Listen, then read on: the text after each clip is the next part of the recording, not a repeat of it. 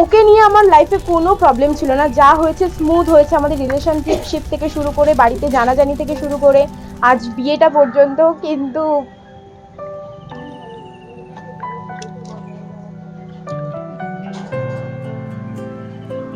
মানুষগুলো থাকছে না, এই আমার আফসোস। আমার জীবনে সবকিছু ঠিকঠাক, কিন্তু হয়তো মানুষগুলো থাকছে না, আর যার জন্যই তাড়াতাড়ি বিয়ের ডিসিশনটা নেওয়া।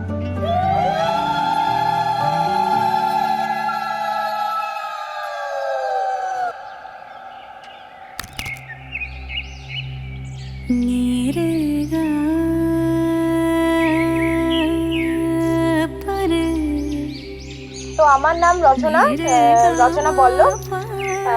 আজ আমার বিয়ে, মানে 5 বছর অপেক্ষা করেছি এই দিনটার জন্য, বাট ভাবিনি এত তাড়াতাড়ি বিয়ে হবে। প্ল্যানটা মানে আজ থেকে আরো 4 বছর পর হয়তো এই ডিসিশনটা নিতাম। আমার হবু হাজবেন্ড দিব্যেন্দু ভৌমিক, ওর সাথে আমার আজ থেকে 5 বছর আগে ফেসবুকে আলাপ। আমি মিথ্যা কথা বলেছিলাম, ফার্স্ট টাইম মিথ্যা কথা বলেছিলাম। আমি বলেছিলাম আমি ক্লাস 9-এ পড়ি, বাট আমি তখন 8-এ পড়তাম। আমি মিথ্যা কথা বলেছিলাম। আমার একটা বন্ধুর কাছ থেকে, মানে বান্ধবীর কাছ থেকে ও জানতে পারে যে আমি ক্লাস 8-এ পড়ি।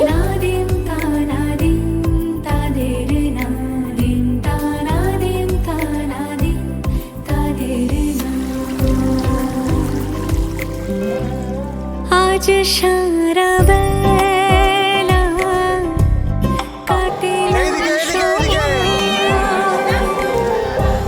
শুধু মনে মনে কি যেন কি হয় যদি সে আমায় না খুঁজে না পায় ডেকে ফিরে যায়।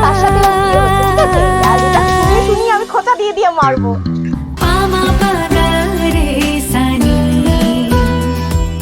সে আজ আসবে জানি, আজ সারা বেলা। দেন আমরা 1 ইয়ার সেলিব্রেশন করেছি খুব ভালোভাবে, ধুমধাম ভাবে। বাট ও আমাকে বলেছিল যে 5 বছর হলে আমরা আরো ভালোভাবে সেলিব্রেট করবো। কিন্তু আজকে 5 বছরের মাথায় আমার বিয়ে, হয়তো এটাই ডেস্টিনি, আমি জানি না।